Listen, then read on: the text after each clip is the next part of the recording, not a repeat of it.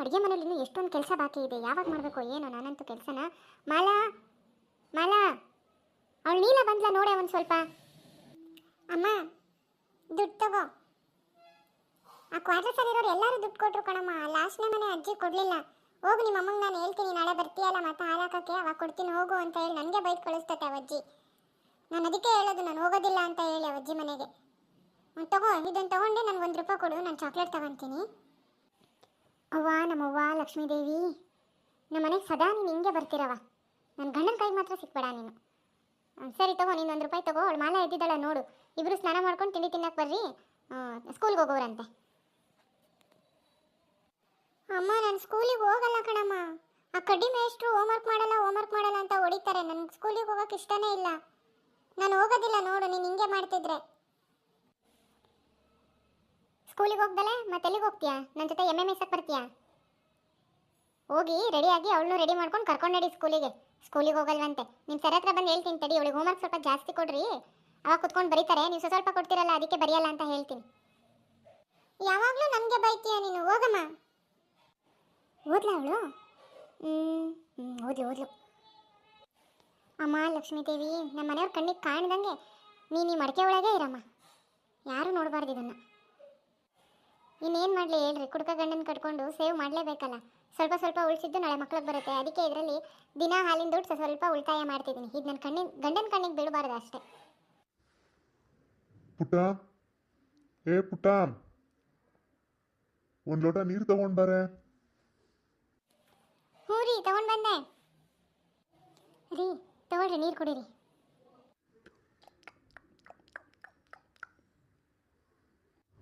ಹಬ್ಬ, ಸಮಾಧಾನ ಆಯಿತು. ತಿನ್ನಕ್ಕೆ ಏನು ಮಾಡಿದೀಯಾ? ಅಕ್ಕಿ ರೊಟ್ಟಿ ಕಾಯಿ ಪಲ್ಯ ಮಾಡಿದ್ದೀನಿ, ತಿನ್ಬರ್ರಿ. ಅಯ್ಯೋ ರೀ, ಶೆಟ್ರು ಬಂದಿದ್ರು, ಯಾಕೋ ಕರೆದೋದ್ರು ನೋಡ್ರಿ ನಿಮ್ಮನ್ನು.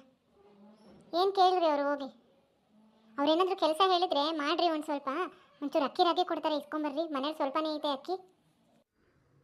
ಹೌದಾ? ನನಗೆಲ್ಲೂ ಸಿಕ್ಕಲಿಲ್ಲಲ್ಲ ಅವರು. ತಡಿ, ಹಂಗಾರೆ ಹೋಗಿ ಬರ್ತೀನಿ, ಮನೆ ಹತ್ರ ಹೋಗಿ ಬರ್ತೀನಿ. ನಾನು ಬಂದು ತಿಂಡಿ ತಿನ್ಬಿಡು. ಅಲ್ರಿ, ತಿನ್ಬಿಟ್ಟೆ ಹೋಗ್ರಿ. ಮತ್ತೆ ಅಲ್ಲಿ ಕೆಲಸ ಹೇಳಿದ್ರೆ ಮತ್ತೆ ಉಪವಾಸ ಮಾಡ್ತೀರಾ ಕೆಲಸನ. ತಿಂಡಿ ತಿನ್ಬಿಟ್ಟು ಹೋಗ್ರಿ ಆಯ್ತಾ? ಇರ್ರಿ, ಬಿಸಿ ರೊಟ್ಟಿ ಐತೆ ತೊಗೊಂಬರ್ತೀನಿ. ಹೋರುಕ್ಕು ಏನು ಈ ಕಡೆ? ಇಲ್ಲ ಪುಟ್ಟಕ್ಕ, ಆ ಸುಶೀಲಕ್ಕ ಕುಂಬಳಕಾಯಿ ಕೇಳಿತ್ತಾ? ನಮ್ಮ ಹಿತ್ತಲಲ್ಲಿ ಬೆಳೆದಿತ್ತು, ಕಿತ್ಕೊಂಡು ಕೊಟ್ಟರೆ ಒಂದು ₹50 ಕೊಡ್ತಾಳೆ. ಅದಕ್ಕೆ ತಾಂಡೋಗಿ ಕೊಟ್ಟರೆ ನಮ್ಮ ಅಜ್ಜಿಗೆ ಒಂಚೂರು ಮಾತ್ರೆ ಬರ್ತಿತ್ತು. ಅದಕ್ಕೆ ಹೋಗಿ ಕೊಟ್ಬಿಟ್ಟು ಬರೋಣ ಅಂತ ಹೋಗ್ತಾ ಇದ್ದೆ. ನಿಮ್ಮದು ತಿಂಡಿ ಆಯ್ತಾ? ಓ, ಇನ್ನೂ ಇಲ್ಲ ರುಕ್ಕು, ಮಾಡಬೇಕು ಇವಾಗ. ಬಾ, ಬಿಸಿ ಬಿಸಿ ರೊಟ್ಟಿ ಮಾಡಿದ್ದೀನಿ, ತಿಂದೋಗಿ ಬಾ. ಇಲ್ಲಕ್ಕ, ಆಗಲಿ. ಅಣ್ಣವ್ರು ಕೂತಿದ್ದಾರೆ, ಅವ್ರದ್ದು ಆಯ್ತಾ ತಿಂಡಿ? ಓ, ಇನ್ನೂ ಇಲ್ಲ ಕಣಮ್ಮ, ಈಗ ಮಾಡಬೇಕು. ಅಲ್ಲ ಹಸು ಹುಲ್ ಕಿತ್ಕೊಂಬರಕ್ಕೆ ಹೋಗಿದ್ದೆ, ಕಿತ್ಕೊಂಬಂದ. ಈಗ ತಿನ್ನಬೇಕು ತಿಂಡಿನ. ಬಾ, ನೀನು ತಿಂಡಿ ತಿನ್ಬಾ. ಕುಂಬಳಕಾಯಿ ಭಾಳ ಇದ್ರೆ ನಂಗೊಂದು ತಂದ್ಕೊಡು, ನನಗೆ ಭಾಳ ಇಷ್ಟ ಕುಂಬಳಕಾಯಿ ಅಂದರೆ. ಆಗ್ಲಣ್ಣ, ಆಗಲಿ. ನಾನು ಮನೆಗೆ ಹೋಗಿ ನಮ್ಮ ಅಜ್ಜಿ ಜೊತೆ ಮಾಡ್ತೀನಿ. ಕುಂಬಳಕಾಯಿ ಒಂದೇ ಒಂದು ಇತ್ತಣ್ಣ, ಆದರೆ ನಾನು ತಂದು ಕೊಡ್ತೀನಿ ತಾಳ್ರಿ. ಇನ್ನೂ ಸಣ್ಣ ಸಣ್ಣವಿದ್ದಾವೆ, ದೊಡ್ಡದಾಯ್ತಂದ್ರೆ ತಂದು ಕೊಡ್ತೀನಿ ತಾಳಣ್ಣ. ಆಯ್ತು ರುಕ್ಕು, ಹಂಗೆ ಮಾಡು. ಬರ್ತೀನಕ್ಕ. ಹ್ಞೂ ರೀ, ನನಗೂ ಹಂಗೆ ಅನ್ನಿಸ್ತತೆ. ಪಾಪ ನನ್ನ ವಯಸ್ಸಿನೋಳೆ, ಅವ್ಳಿಗೆ ಹಿಂಗೆ ಆಗಬಾರ್ದಾಗಿತ್ತು. ಏನು ಮಾಡೋಕ್ಕಾಗುತ್ತೆ ಹೇಳು, ಎಲ್ಲರೂ ಪಡ್ಕೊಂಡು ಬಂದಿದ್ದು. ಆ ಹುಡುಗಿ ಹಣೆ ಬರ ಹಂಗೈತೆ, ಯಾರು ಏನೂ ಮಾಡೋಕ್ಕಾಗಲ್ಲ. ಆ ಹುಡುಗಿನೂ ಸೋದ್ರ ಮಾವನೇ ಮದುವೆ ಆಯಿತು. ಅವ್ನು ನೋಡಿ ಕೆರೆಗೆ ಹುಲ್ ತರಕ್ಕೆ ಹೋಗಿ ಕೆರೆ ಒಳಗೆ ಸಿಕ್ಕೊಂಡು ಹುಸಿ ಒಳಗೆ ಸತ್ತೇ ಹೋದ ಅತ್ಲಾಗೆ. ಈಗ ಹುಡುಗಿ ಜೀವನ ಪಾಪ ಅವ್ರ ಅಜ್ಜಿನ ನೋಡಿಕೊಂಡು ಅಲ್ಲಿ ಇಲ್ಲಿ ಕೆಲಸ ಮಾಡ್ಕೊಂಡು ಜೀವನ ಮಾಡ್ಕೊಂಡು ಹೋಗ್ತೈತೆ. ಅದಕ್ಕೆ ಇನ್ನೊಂದು ಮದುವೆನಾರ ಮಾಡೋ ಯೋಚನೆ ಯಾರೂ ಮಾಡಲಿಲ್ಲ ನೋಡು ಪಾಪ. ಅಯ್ಯೋ, ಅವ್ರ ಅಜ್ಜಿ ಇದಕ್ಕೆ ಒಪ್ಪಂಗೆ ಇಲ್ಲ. ನಮ್ದ್ರಲ್ಲಿ ಯಾರೂ ವಿಧವೆಯರು ಮದುವೆನೇ ಆಗಬಾರ್ದು ಅಂತ ಕುತ್ಕೊಂಡೈತೆ. ಪಾಪ ಅವ್ರಿಗೆ ತಾನೇ ಏನು ಮಾಡೋಕ್ಕಾಗುತ್ತೆ? ಯಾರ ಮುಂದೆ ನಿಂತು ಮಾಡೋರಿದ್ರೆ ಮಾಡ್ಕೊಂತಿತ್ತ ಏನೋ. ಅದ್ರ ಜೀವನ ಹಂಗೆ ಆಗ್ಬಿಟ್ಟೈತೆ. ಮುಂದೆ ನೋಡೋಣ ತಗೊಳ್ರಿ, ಯಾರ್ಯಾರ ಹಣೆ ಬರ ಹೆಂಗೈತೆ ಯಾರಿಗೆ ಗೊತ್ತು. ಅವಳ ಜೀವನನೂ ಚೆನ್ನಾಗಾಗಲಿ ಅಂತಲೇ ಇಷ್ಟಪಡ್ಬೇಕಷ್ಟೇ ನಾವು. ಅದೇ ಮತ್ತೆ, ಹೆಂಗೋ ದೇವ್ರು ಕಂಡುಬಿಟ್ರೆ ಎಲ್ಲ ಸರಿ ಹೋಗುತ್ತೆ. ಸರಿ, ನೀನು ಹೋಗಿ ರೊಟ್ಟಿ ಹಾಕೊಂಬರೋಗಿಲ್ಲ, ನಾನು ತಿಂದ್ಬಿಟ್ಟು ಹೋಗಿ ಶೆಟ್ರದೇನು ಕೇಳ್ಕೊಂಬರ್ತೀನಿ. ಎಲ್ಲಿ ಹೋದ ಇವನು? ಇಷ್ಟೊತ್ತಾದರೂ ಬಂದಿಲ್ಲ, ದಿನಾ ಕಾಯಿಸ್ತಾನೆ ಹಿಂಗೇನೆ.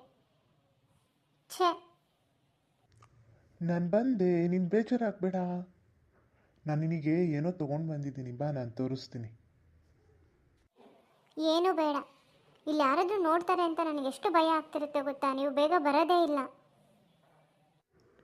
ಹಾಗೆಲ್ಲ ಕೋಪ ಮಾಡ್ಕೋಬೇಡ ಚಿನ್ನು. ನಾನು ಬರಬೇಕಾದ್ರೆ ನಿನಗೆ ಗಿಫ್ಟ್ ತೊಗೊಂಡು ಬರೋಣ ಅಂತ ಹೇಳಲ್ಲಿ ಅಂಗಡಿಗೆ ಹೋಗಿದ್ನ, ಅಲ್ಲಿ ಲೇಟ್ ಆಗಿಬಿಡ್ತು ಅಷ್ಟೇ. ಏನು ಬೇಜಾರಾಗಬೇಡ, ಬಾ ನಾನು ನಿಂಗೆ ತೋರಿಸ್ತೀನಿ. ನಮ್ಮ ಮನೆಯವರಿಗೆ ಕೆಲಸ ಆಗುತ್ತೆ ಇವತ್ತು, ಶೆಟ್ರು ಕೆಲಸ ಕೊಡ್ತಾನೆ ಅಂತ ನಾನು ಹೋದ್ರೆ ಆ ಕೆಲಸನೇ ಆಗಲಿಲ್ಲ. ದರಿದ್ರ ಬಸ್ಸಿ ಮಕ ನೋಡಿದೆ, ಊರ್ ಬಸ್ಸಿ ಮಕನ, ಕೆಲಸ ಎಲ್ಲ ಹಾಳಾಗೋಯ್ತು. ಗರಿನಾದ್ರೂ ತಗೊಂಡೋಗಂತ ತಡಿ, ನೀರೊಳಗಾದ್ರೂ ಬರುತ್ತೆ. ಓಹೋ, ಇಲ್ಲಿ ಯಾವ ನಿಂತಿದ್ದಾವೆ? ಅವಳ ಬಸ್ಸಿ ಮಗಳೇ ಅಲ್ವಾ?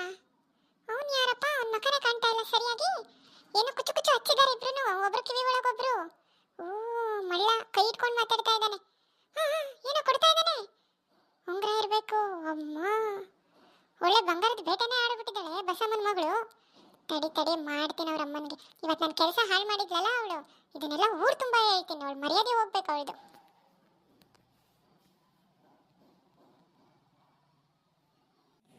ರೀ, ಬಂಗಾರದ ಉಂಗ್ರನಾ ನನೀಗ? ಯಪ್ಪ, ನೀವೆಷ್ಟು ಒಳ್ಳೆಯವರು. ಹ್ಞೂ ಚಿನ್ನ, ನಿನಗೋಸ್ಕರನೇ ತೊಗೊಂಬಂದಿರೋದು. ನೋಡು ನಿನ್ನ ಕೈಗೆ ಎಷ್ಟು ಚೆನ್ನಾಗಿ ಕಾಣಿಸ್ತಿದೆ ಅಂತ. ನಮ್ಮಿಬ್ರದ್ದು ಎಂಗೇಜ್ಮೆಂಟ್ ರಿಂಗ್ ಅಂತಲೇ ಅನ್ಕೋ, ಆಯಿತಾ?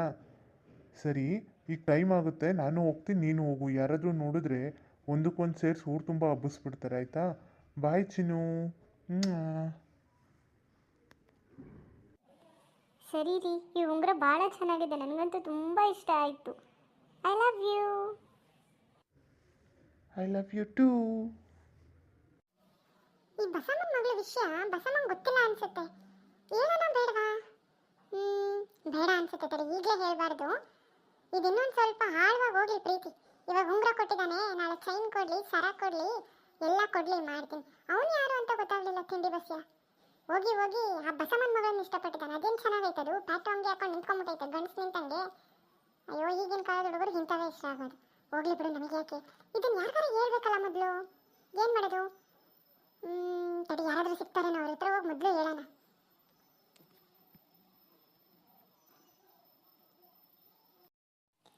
ರೀ, ನಾವೆಲ್ಲರನ್ನೂ ಬಿಟ್ಟು ಬಂದಿದ್ದೀವಿ, ಇನ್ನು ಮುಂದೆ ಹೆಂಗ್ರಿ ನಮ್ಮ ಜೀವನ? ಅಯ್ಯೋ ಹುಚ್ಚಿ, ಅದಕ್ಕೆ ಯಾಕೆ ಬೇಜಾರಾಗ್ತೀಯಾ? ನಾನಿಲ್ವಾ? ನಾನು ನಿನ್ನ ನೋಡ್ಕೊತೀನಿ ಬಿಡು. ನಿಮ್ಮ ಅಪ್ಪ ಅಮ್ಮನಿಗಿನ್ನ ಹೆಚ್ಚಾಗಿ ನಾನು ನಿನ್ನಂತ ಚೆನ್ನಾಗಿ ನೋಡ್ಕೋತೀನಿ, ಆಯಿತಾ? ನೀನು ನನ್ನನ್ನು ನಂಬಿ ಬಂದಿರೋಳು, ನಾನು ನಿನಗೆ ಯಾವತ್ತೂ ಮೋಸ ಮಾಡಲ್ಲ. ನಮ್ಮಮ್ಮನ ನೋಡಬೇಕು ನೀನು. ನಮ್ಮಮ್ಮ ಇನ್ನೂ ನಿನ್ನನ್ನು ಇಷ್ಟಪಡ್ತಾಳೆ. ಯಾಕಂದರೆ ನಮ್ಮೂರಲ್ಲಿ ನಿನ್ನಷ್ಟು ಚೆನ್ನಾಗಿರೋ ಸೊಸೆ ಯಾರಿಗೂ ಇಲ್ಲ. ಅದಕ್ಕೆ ನೀನೇನು ಯೋಚನೆ ಮಾಡಬೇಡ. ನಿಮ್ಮ ಅಪ್ಪ ಅಮ್ಮನ ಚಿಂತೆನೂ ನಿನಗೆ ಬರಲಿಲ್ದಂಗೆ ನಾವು ನಿನ್ನನ್ನು ನೋಡ್ಕೊತೀವಿ, ಆಯಿತಾ? ಆದರೂ ರೀ, ನಾವು ನಮ್ಮ ಅಪ್ಪ ಅಮ್ಮನ ಎದುರಾಕೊಂಡು ಮದುವೆ ಆಗಿದ್ದೀವಿ. ಅವ್ರ ಮುಂದೆ ನಾವಿಬ್ಬರು ಚೆನ್ನಾಗಿರಬೇಕು. ನಮ್ಮ ಅಪ್ಪ ಅಮ್ಮನೇ ಬಂದು ನಮ್ಮನ್ನು ಒಪ್ಕೋಬೇಕು. ಆ ರೀತಿ ಇರಬೇಕು ರೀ ನಾವು. ಆಗತ್ತೆ ಬಿಡಪ್ಪ, ಯಾಕೆ ಅದ್ರ ಬಗ್ಗೆನೇ ಯೋಚನೆ ಮಾಡ್ತಿದ್ಯಾ ನೀನು? ಹೊಸ್ದಾಗಿ ಮದುವೆ ಆಗಿರೋರು ನಾವು, ಜಾಲಿಯಾಗಿ ಏನಾದರೂ ಮಾತಾಡಬೇಕು. ಇನ್ನೂ ನಿಮ್ಮ ಅಪ್ಪ ಅಮ್ಮನ ಚಿಂತೆನೇ ಮಾಡ್ತಾ ಇದೀಯ ನೀನು. ಅವರಿಬ್ಬರು ಒಪ್ಕೋತಾರೆ, ನಮ್ಮಿಬ್ಬರನ್ನೂ ಒಪ್ಕೊತಾರೆ. ನಮ್ಮ ಮನೇನ, ನಿನ್ನನ್ನು, ಎಲ್ಲರನ್ನೂ ಒಪ್ಕೊಂಡು ಖುಷಿ ಖುಷಿಯಾಗಿ ನಮ್ಮ ಜೊತೆನೇ ಇರ್ತಾರೆ, ಆಯಿತಾ? ನೀನೇನು ಯೋಚನೆ ಮಾಡಬೇಡ. ಇನ್ನೊಂದು ಹೇಳಲ್ಲ ನಾನು ನಿನಗೆ, ಬೇಗ ನಿಮ್ಮ ಅಪ್ಪ ಅಮ್ಮನ ಸಿಟ್ಟು ಕಮ್ಮಿ ಆಗಬೇಕು ಅಂದರೆ ಅವ್ರ ಕೈಗೊಂದು ಮೊಮ್ಮಗನೋ ಮೊಮ್ಮಗಳನ್ನೋ ಕೊಟ್ಬಿಡೋಣ. ಇನ್ನೂ ಖುಷಿಯಾಗಿ ಹೋಗ್ತಾರೆ ಅವರು ಅವಾಗ. ಚೆನ್ನಾಗೈತಲ್ಲ ನನ್ನ ಐಡಿಯಾ? ಹೋಗ್ರಿ, ಬರೀ ಇದೆ ನಿಮ್ದಂತೂ. ಸರಿ, ಬೇಗ ಹೋಗೋಣ ಬಾ, ಅಮ್ಮ ಕಾಯ್ತಾ ಇರ್ತಾಳಲ್ಲಿ. ಈ ಕತೆ ನಿಮಗೆ ಇಷ್ಟ ಆಯಿತು ಅಂತ ನಾನು ಅಂದ್ಕೊಳ್ತೀನಿ. ಇವಾಗ ನಾನು ಬಂದಿದ್ದು ನಿಮಗೊಂದು ಮಾತು ಹೇಳೋಣ ಅಂತ. ಅಂದರೆ ಹಿರಿಯರು ಒಂದು ಮಾತು ಹೇಳ್ತಾರೆ, ನಿಧಾನ ಆದರೂ ಪರವಾಗಿಲ್ಲ, ನಿಲ್ಲಬೇಡ ಅಂತ. ಇದಕ್ಕೆ ಉತ್ತಮವಾದ ಉದಾಹರಣೆ ಏನು ಅಂದರೆ ನಿಮಗೆ ಗೊತ್ತಿರುತ್ತೆ, ಆಮೆ ಮತ್ತು ಮೊಲದ ಕತೆ. ಆ ಕತೆಗೆ ಸೂಕ್ತವಾದ ಮಾತಿದು.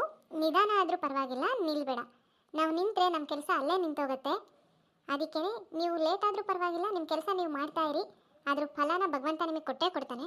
ಈಗ ನಾನು ಮಾಡ್ತಿದ್ದೀನಲ್ವ, ನನ್ನ ವಿಡಿಯೋಗೆ ಜಾಸ್ತಿ ಲೈಕ್ಸೇ ಬರ್ತಾ ಇಲ್ಲ, ವ್ಯೂಸು ಬರ್ತಾ ಇಲ್ಲ, ಆದರೂ ನಾನು ಮಾಡ್ತಿದ್ದೀನಿ. ಯಾಕೆ ಹೇಳಿ? ನಮ್ಮ ಕೆಲಸ ನಾವು ಮಾಡಬೇಕು, ಫಲ ಎಲ್ಲ ದೇವ್ರಿಗೆ ಬಿಡಬೇಕು. ಅದಕ್ಕೋಸ್ಕರ ಈ ವಿಡಿಯೋ ನಿಮಗೆ ಇಷ್ಟ ಆಗಿದೆ, ಲೈಕ್ ಮಾಡಿ, ಶೇರ್ ಮಾಡಿ, ಸಬ್ಸ್ಕ್ರೈಬ್ ಆಗಿ.